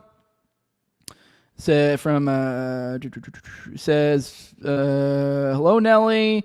Jeffrey will be in New York tomorrow, Wednesday. Might you be around and available to come meet him? Masha believes you'll both enjoy each other's company. Perhaps Wednesday, 11 a.m. Jeffrey's home address is 9 East 71st Street between 5th and Madison. Please let me know. Thanks, redacted assistant to Jeffrey Epstein, which I don't know why those people are redacted. Why the fuck would an assistant be redacted? Wednesday at 11 a.m. is perfect. I'll be there then, says Nellie Bowles. So getting ready to come meet. Says, good morning, Nellie. Reconfirming you will come see Jeffrey today at 11 a.m. Thanks. Then responded, confirmed from Nellie Bowles. So it looks like he actually did meet with Jeffrey Epstein, which, hey, that's not a crime in and of itself, but we are just kind of establishing the wide social network occurring here. All right, that's all I have for you guys today. We'll probably go back through some of this stuff tomorrow, maybe get a little bit into the darker stuff. We'll see. As always, you guys can tag me in content you find online if you feel like it's appropriate for this show. Most of this stuff is usually sourced from you guys, so you guys are basically the producers of this show. Let's roll through the chat one more time, and then we'll get the hell out of here. See what all you guys got to say. Good morning, Heart of the Personal Story. Good morning, good morning. Saying this is disgusting. It sure is. Did I say good morning to you, Bug Fights? G's up. Says I keep missing the notification and I'm backed up. Well, good you finally joined us. Let me see. Heart of the Personal Story says, remember David Seaman walking around his apartment yelling about Susan Wojcicki and Podesta the molesta. Yeah, they can keep their avant-garde. Yes, avant-garde is just some degenerate, weird art shit. Like consuming fecal matter, like Art points out here. Yeah. Tom says setting your email signature sorry for the typos is kind of baller. Not gonna lie. I think that is. I have noticed in a lot of those. I think that is just a signature, email signature. It keeps throwing me off, thinking it's like one of the back and forths. And I almost include it I almost say sorry for the typos like damn near every one of those I read. Oh yeah. Let me see what's good. Let's see what else you guys got in here. Sultan of Dubai says mustache in the chat, is if he's not mistaken. Okay, that makes sense. Mooncracket, classic, kind of funny. Yes, you are correct. Rise Liberty says, imagine these people just being social engineers. I'm so shocked. Yeah, like meanwhile they're talking about race and IQ and like whatever. I'm fine with those conversations, but on the other hand, then they're like pushing like transgender and woke nonsense. He's got like, what is it? I think Kathy Rumler has like one of the top 10 like featured people in there, which is one of Obama's top legal broads, and seemed to be some sort of close something to Epstein. I don't know exactly what, but it's funny. And she was in the Obama administration. I'm sure she was sort of soft pushing some of these social antics as well. Here Tom says, we can definitely tell you're a blue collar dude. You can't read an email chain for shit. Yeah, I hate email. It's gay. Mustaches, what time is the show later today, Jose? The one with Reed, that will be at 8:30 p.m. Eastern. We'll have Reed on. So definitely join, shoot the shit with us if you can. That'd be cool. All right, guys, that's the end of it. I do have a cool little outro for you guys. This is another one of you guys, Nemo Liberty out there. That we see in the chat sometimes. They hit me up on Facebook. Another one of those ones where I was like, I accidentally missed the message and found it like a week or two later and like, oh shit. So sorry, I accidentally left you unread. That does happen at times, but as recompense, I'm going to play your absolute banger I think it was some sort of AI video that you made as our outro. So, but with that, guys, for those who want to support what I'm doing, leave a like, share, subscribe, comment, leave a 5-star review on iTunes or Spotify. You can find the show on YouTube, Rumble, all the major audio podcatchers, and Twitter as well. That's at Tower Gang Jose. And if you want to support the show in the best way you can do that with money over at patreon.com/NoWayJose2020. That's where you can watch that episode I'm doing with Reed tonight, or any of the 7 other paywalled episodes that I haven't dropped yet that I need to. That's QR codes right here. It's patreon.com/NoWayJose2020. The lowest level is $2. That gives you access to those early episodes. I try to do about 1 to 2 of those per week, and I usually keep about 4 behind the paywall. We is chock full right now, though. And I also give you access to ad-free RSS feed, I give you access to Telegram, give you access to pre-show, post-show, and video calls on me and Austin's weekly live call-in show, Artie Daddy, which is on last night at 9:30 p.m. Eastern. It's on Tuesdays. And I also give a big shout-out to the highest level of my Patreon. It's a big thank you for their support. That's my previous ghost and Tower Gang, at Learned Toad, also at Brigade D's, at ZOVRCK, at _Seal, Tim Tell, at John Cleeble, big fan of the show, Torn May, at Wayne Texas, One Car for Kids, No Free Lunch, Jack, Mark Vestibule, and Jacob Wintergrad of the Biblical Erika Podcast. And with that, guys, enjoy this outro. Get you all hype. I hope you liked it. I really dug it. Bye, everybody. Bye, JC. Rise Liberty saying bye. Tom saying Reed's back. The man, the myth, the legend.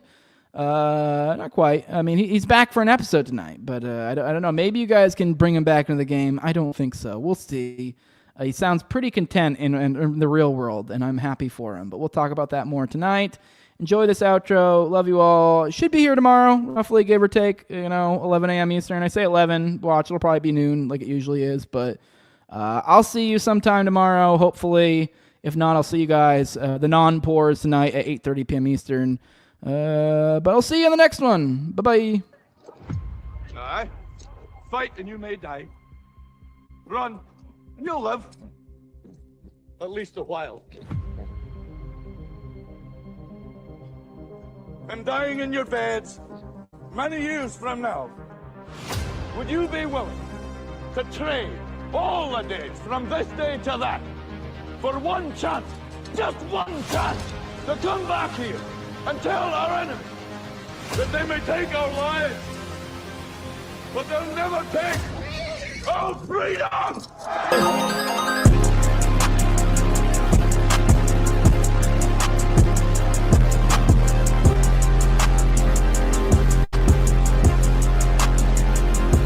I can't see a damn thing, fake rock. I can't see a damn thing, fake rock. I can't see a damn thing, fake rock. Can't see a damn thing, fake.